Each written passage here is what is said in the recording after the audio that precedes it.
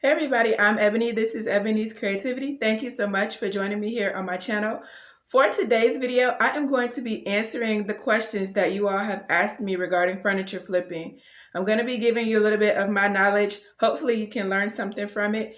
If you do along the way, please thumbs up the video and leave me a comment letting me know exactly what you learned from this video. I'm hoping to help, so I want to make sure you guys let me know that I am doing that. When I was a new flipper, the thing that confused me the most was sandpaper. I'm going to try to make it very basic. If I say anything that confuses you, leave me a comment and let me know and we'll sort it out. When it comes to sandpaper, the higher the number, the less grit it is. It's counterintuitive. I don't know why it's opposite as it should be, but it is. So let me show you some examples. Here is a 60 grit sandpaper. Here is a 220 grit sandpaper. So this is 60 and this is 220. As you can see, the 60 grit is much more coarse. The 220 is pretty smooth. That is how sandpaper works. The higher the number, the less grit it is, the less of a job you need it to do. A lower number means you really need to get in there and sand. If I'm a beginner, I would not go lower than the 80 grit.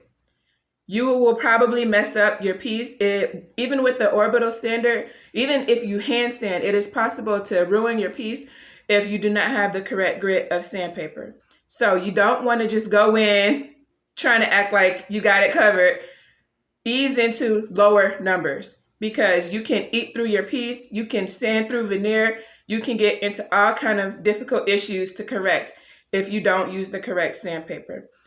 Things that I would use that 80 grit sandpaper for, if you can look at something and it has just a lot of texture, if it's in really, really bad condition, if you know it has a lot of layers of paint on it, I would use an 80 grit on that just to kind of get most of the layers off.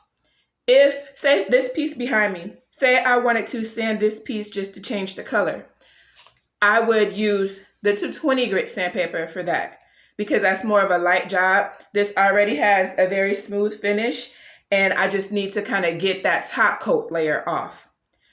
If you know that the piece has been waxed, you will want to use mineral spirits or some kind of something that will dissolve the wax before you would go in with your sandpaper. If you do not, you will gum up your sandpaper and you will make your job worse. So let's recap. Lower number equals more grit. Higher numbers is less grit. So 220 and 60. Don't go lower than number 80 if you are a beginner. Take your time and get to know your sanding machine, and that will be to your benefit. So let's do a pop quiz. What grit would you use on something like this? As you can see, it has a lot of gunk. The paint layers are really thick and there are several layers of paint. So for this one, I would use an 80 grit because I have a lot of layers to cut through, a lot of texture on this piece, and it's just going to be too time consuming to use a higher number of sandpaper.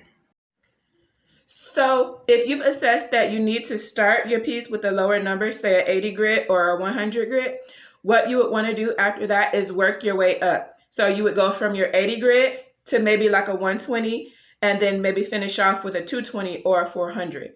So you always want to work your way up. When I sand in my videos, you may notice that most of the time I just use a 220 grit. That is so I have less layers to go up. When I sand with 220s, it comes out pretty smooth and I don't have to worry about escalating my number. If I am sanding something and I'm starting out around a 40 or 60 or 80, I will always step up the layers so that my piece can end up smooth. Scuff sanding, you may wonder what that is. Scuff sanding at its basis is basically making microscopic grooves that the paint can sink into. That's the best way I can describe scuff sanding. So if I wanted to repaint this piece behind me, I would want to remove that top layer and make it more grittier so that the paint can sink into the new paint can sink into the piece. That's the best way that I can describe scuff sanding. You would do that with the 220 grit sandpaper for the most part. If you just want to change colors on something, 220 grit sandpaper. If you have a piece that is in great condition and you just want to kind of do a little bit of fine tuning, 220 grit sandpaper. So that's what I have to say about sanding. If you have any questions, just leave me a comment. Up next, people are asking, how do you clean Ben or shellac based primer out of a spray gun? I have a very basic, cheap Amazon spray gun. I don't have the one with the compressor or anything like that. Mine is electric. I will link it for you below, and I will show you what it looks like right here. It's a pretty good spray gun for the cost. I would definitely recommend it. The thing that I want to say about using Ben primer in a spray gun is totally fine. It won't ruin your gun unless you try to clean it out with water. You do not want to mix that shellac-based primer with water. You want to use something like an ammonia. That is what I use because it is very cheap and you can get a huge container of it for just a couple bucks. You can even get ammonia from the local grocery store. So that's what I use. I'm going to show you how I clean my sprayer. The price of Ben primer has really gotten ridiculous. So my first step is going to be to pour out whatever is left in my paint container. After that, I'm going to go ahead and pour in about half of my container full of ammonia and shake that up to mix it with the rest of the Ben that is in the paint container. I'm going to start spraying just to work that ammonia through the spraying system. I feel like it should be pretty well mixed at this point, so I'm going to go ahead and remove my paint container and dump that out. There is still some ammonia in there, but that's fine. I'm going to repeat that process until all of the Ben primer appears to be gone from the paint container. At that point, I'll clean out the canister with some water, and then I will start to run water through the spraying system.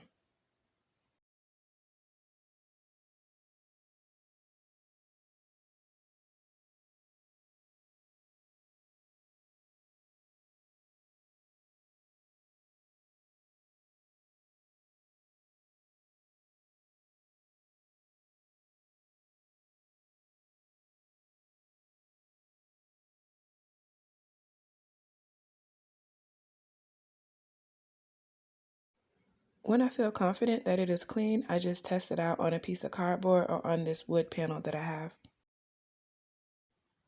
And now everything is all clean.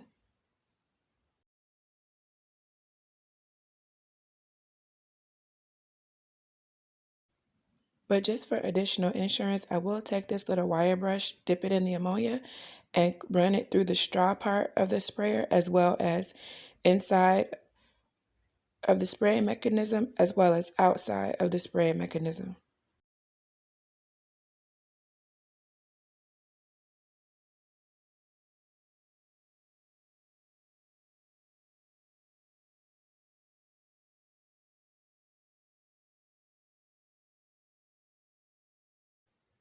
After that, I mix everything thoroughly with water and my spray gun is good to go.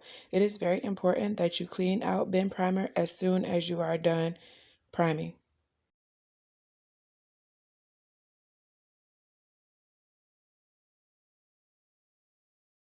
Another question that I've gotten, how do you do top coats without making a mess of it? Top coats were very tough for me when I first started as well.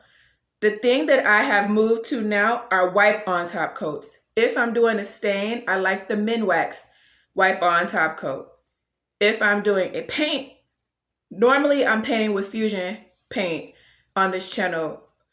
If I'm using that, I like their wipe-on poly as well, the Fusion brand.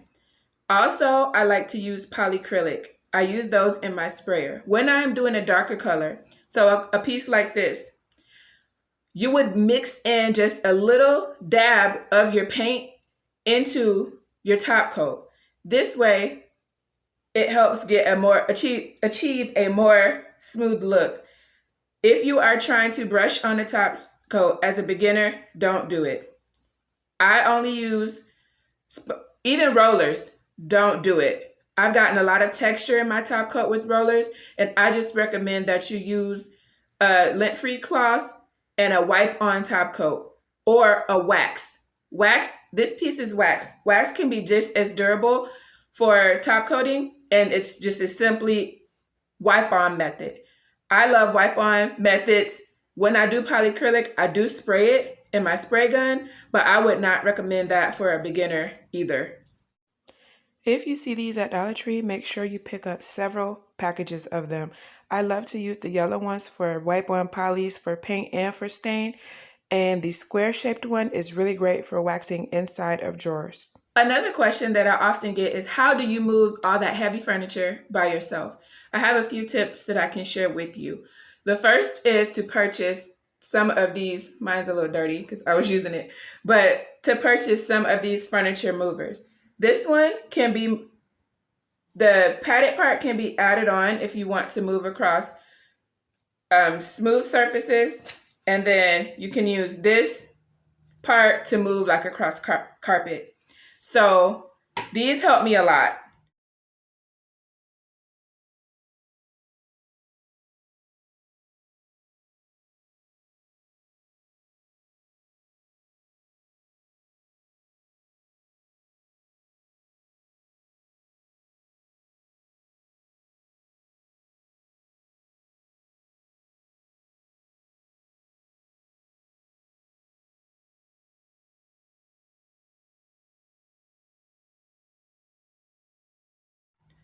Instead of using those, another way that I have moved furniture in the past is to roll up a comforter and kind of you'll probably need two if you don't have a huge comforter.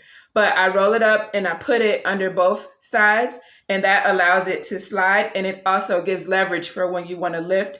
Because you've rolled it up, the furniture piece is kind of up off the ground and you can get your fingers under to lift. So that's one tip. Another tip, invest in a truck if you really want to do this, or a van, something where you can have access to space. Another tip, if you do have a truck, maybe trying to buy a cargo trailer, because that will make rolling things up a ramp easier than loading it into the back of a truck. Currently, I'm loading into the back of my truck. My neighbors are aware of what I'm doing here, so most of the time they're more than willing to help me. So if you have somebody that will help you, kind of just take advantage of that. But for the most part, it's just me using brute force and gravity. When I'm unloading from my truck, I'll kind of pull things to the edge. I'll put my cart underneath and I'll kind of just ease it down onto the cart. Then I'm able to use my cart. So dollies, carts, furniture movers, anything that you can get to make things easier for you, those are my suggestions. Also, when you're going to be moving heavy pieces, remove the drawers. The drawers tend to carry a lot of weight, a lot more than the frame. I'm able to pick this 70-inch piece of furniture up by myself with the drawers out of it. With the drawers in it, we can all forget about that. Hopefully you've heard something in this video that will help you with your furniture business. Good luck. Thank you so much for watching, and I will talk to you guys in my next video. Bye, guys. If you have the time, please select another one of my videos to watch from the choices on your screen or in the description box below.